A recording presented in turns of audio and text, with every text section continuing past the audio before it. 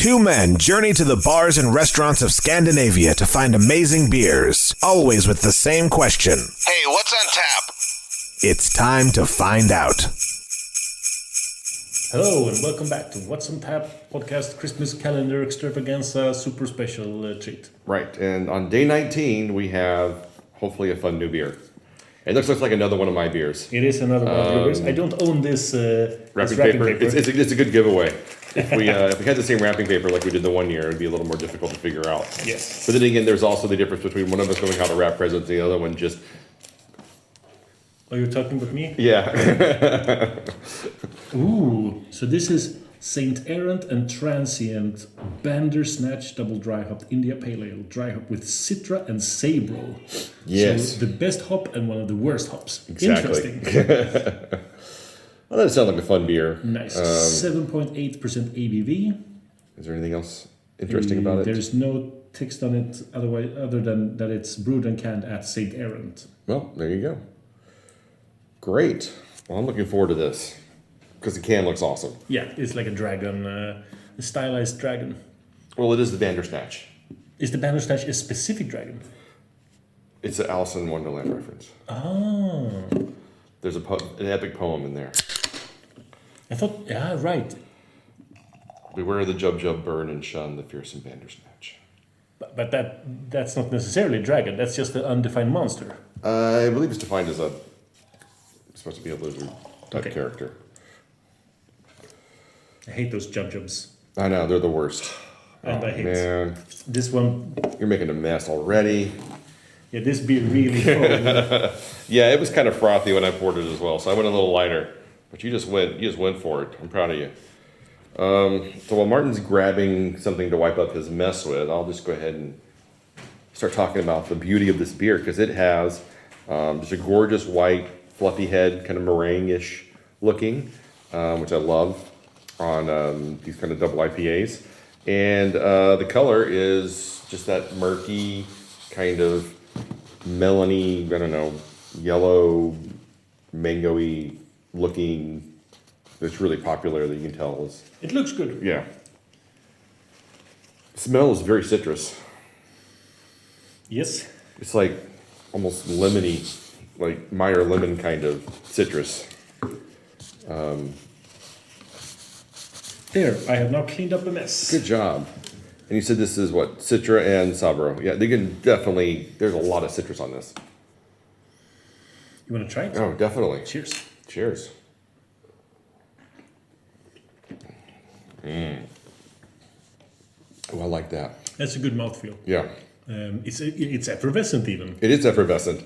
You really get that like bitter lemon citrus notes on this. Yeah, I really like that. In a really fun way. Like I said, the mouthfeel is just absolutely gorgeous. It's just rich and textured and really, really tasty. I can't for the life of me remember exactly what sabro tastes like when I don't like it.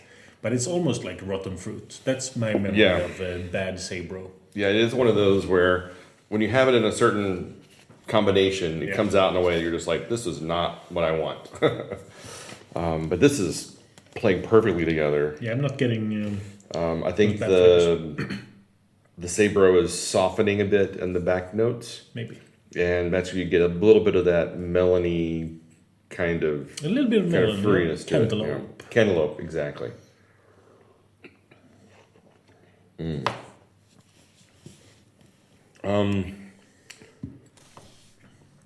yeah, this is a really nice beer. And, once again, we've talked about double IPA and it hit a wall.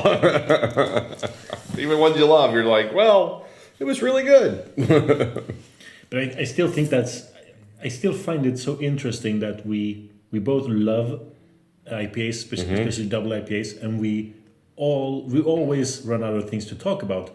I feel like we've talked about them to death. Like, I feel like we've really gone into it in so many ways that I don't know what more we can say about them anymore. Exactly. but I don't go for the double IPAs searching for complexity.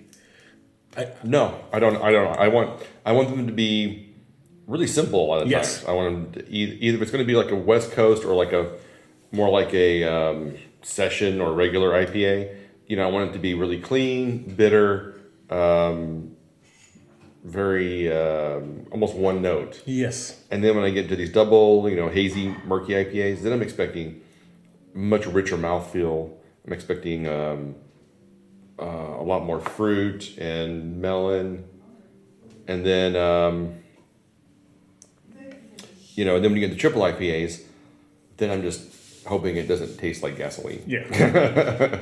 But we would both be disappointed if a lambic or imperial stout or barley wine or something like that was one note and had no dimensions. Yeah, unless it's like just a straight up Russian imperial stout, or just a basic non-barrel aged barley wine. Maybe. But then even those have a lot of vanilla and maybe some herbal notes to Caramel them. and stuff. Caramel, yeah. And then when you're talking about your basic Russian imperial stout, there's a lot of licorice and hard roasted malt notes and things like that. So I think that's what. That's why I think those beers are more interesting to talk about. It's kind of like, that's why we don't review a lot of lagers and pilsners on this show. Because as much as I enjoy them, it's like a 3-minute conversation. Exactly. I really like the art. The dragon has this little tiny, tiny wing. Yeah. Almost like, I love Chinese dragons that don't have wings, but they still can fly. Who said a dragon needs wings? Yeah, this one actually reminds me more of like Nordic kind of representation of a dragon or something. Yeah, but Nordic dragons have wings. It's by Hugo Trejo. So Mexican style. Yeah, it could be. Yeah, Mexican. Look at little bitty wings. Yeah, exactly. Exactly. It's little tiny wing, but it's almost like a Chinese dragon. Kind of, yeah. But I think it's refreshing that dragons don't need to have wings. They can fly just by the fact that they're dragons. Mm-hmm. They are, by definition, quite magical creatures. I know. I like it. As we've seen in a lot of recent representations of dragons. We have? Yeah, the dragon in Shang-Chi and the Legend of the Ten Rings didn't have... right, that was a traditional Chinese dragon. Right, yeah. And I guess, what was it, Maya and the Last Dragon? I never saw that. Oh, that was really good. Oh. You should really watch that one. That's one of the few recent Disney films that are actually really watchable. All right, so what would you give this? 4.25. It's kind of weak, but it is a 4.25. Yeah, I'm definitely on a 4.25. I could almost say, like, if we're doing tenths, I would just say like a 4.3. It's closer to 4.2, 4.1, but okay. I don't want to give a 4 to it. I think I just enjoy the bitter lemon parts of it a little bit stronger than you do. But yeah, we're right in the same ballpark here. Same ballpark. Okay. So let's wrap this up. We'll see you tomorrow. Approaching Christmas Eve. Day 20. We're in the home stretch. We're in the final days. All right. End of days. End of days.